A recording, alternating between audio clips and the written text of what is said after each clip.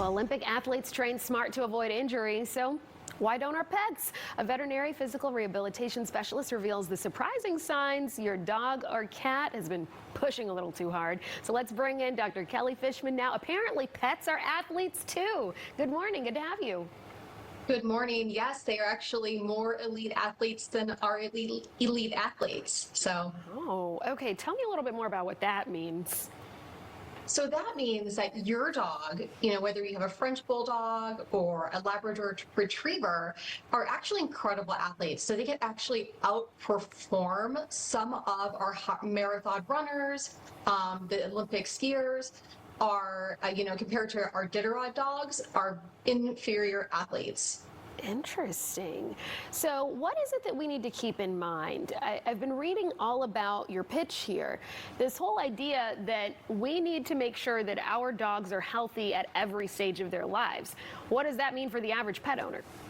Yeah, so no Nutella for the dogs, the human athletes.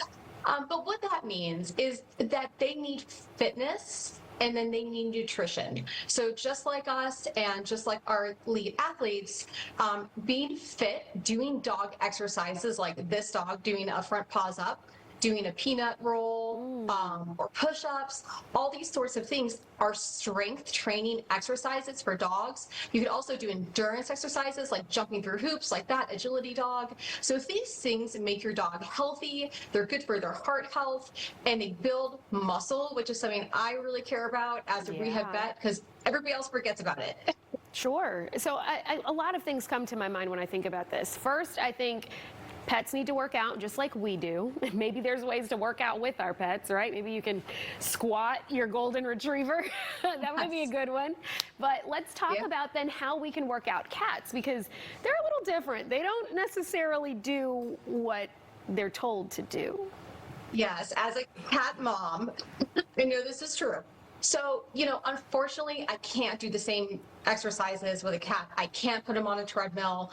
I can't do the same things. So in those situations, I actually rely more on nutrition to build muscle than exercise. Just like athletes, like they aren't just exercising. All these elite athletes aren't really eating muffins all the time. They are, doing optimal levels of protein, supplements like creatine and fortitropin, things like that like you see in the health food store, I have to use with my kitties, and I have to be really smart about it because cats are also very picky eaters. So I have to turn to a couple products that I have in my toolkit to make sure that they stay strong, because it is very important for cats too. You're right. Yeah. So then let's talk about some of the most common mobility or overuse injuries that you see in pets, especially now in the winter. Yeah, so paw pad injury, that's pretty obvious. But what people may not know, especially some of the recent ice, is that they can actually slip and get some groin sprains and strains and things like that. So typically stuff like that, muscle issues is what I see. Okay. Well, some people's pets speak to them, right? Huskies can be talkative. Some pets, like cats, are talkative. But they can't actually communicate with us to say when they're in pain. So how can we tell when they are? Yeah, and you're right. Sometimes it's not an obvious limp or an obvious yelp. And so what I ask people to do is just pay attention to your dog. And if they make any changes in behavior, sometimes that's not them being lazy or slowing down on walks because they're stubborn, but it actually could be a hidden sign of pain. So something they always did, like jump in the car, and then something that they never do anymore, which is refusing to jump in the car. That's a really good example. I think back to my family dog when I was growing up. That was absolutely an indicator that Pablo was getting older. Yeah. So what does injury prevention look like for pets then? Yeah, so I touched on it a little bit, and it's the same thing with us. Staying strong, doing exercises 2-3 times a week to build strength and endurance, supplementing with muscle support. I love something called fortitropin, which is found in a pet product called MYOS PET. You could also feed your dog high-quality food with really good levels of, or high levels of protein and fats, actually, is a great thing for dogs. So that's injury prevention, muscle strength. Staying fit, staying thin and lean is a great one for dogs' overall health. That's my favorite one. And then just keeping them healthy. Yeah, I also want to talk about this idea that they play differently in the winter, right? You know, in the summer, we can take our dogs to the dog park. They can let out some steam with their fellow furry friends. But what is it that we really need to keep in mind as we still experience some cold temperatures?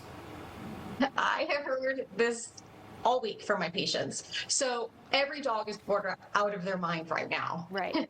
Even if they're a Labrador who loves being outside in the cold, or doesn't mind it, I mind it. I don't want to be out there. Right. So part of it is what I do is I tell people to do exercises in their house. So you could set up a little jump inside and do a couple jumps with your dog. Even playing catch is a really good way to warm up and gets out some of the energy. So doing some of the exercises that I have on my social media, or you can even find by Googling on YouTube, exercises that you could do.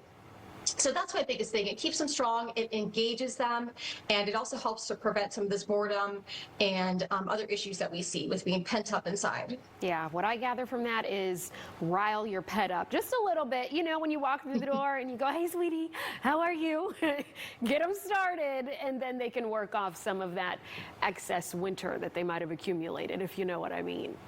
I know what you mean. Well, thank you so much, Dr. Fishman. We really do appreciate your time. Thank you so much. Thank you for having me. Of course. So to help your dog move and feel their best, you can visit Strut Animal Mobility Specialists at strutanimal.com. We'll also share the link on our website, fox5atlanta.com. Just look under the good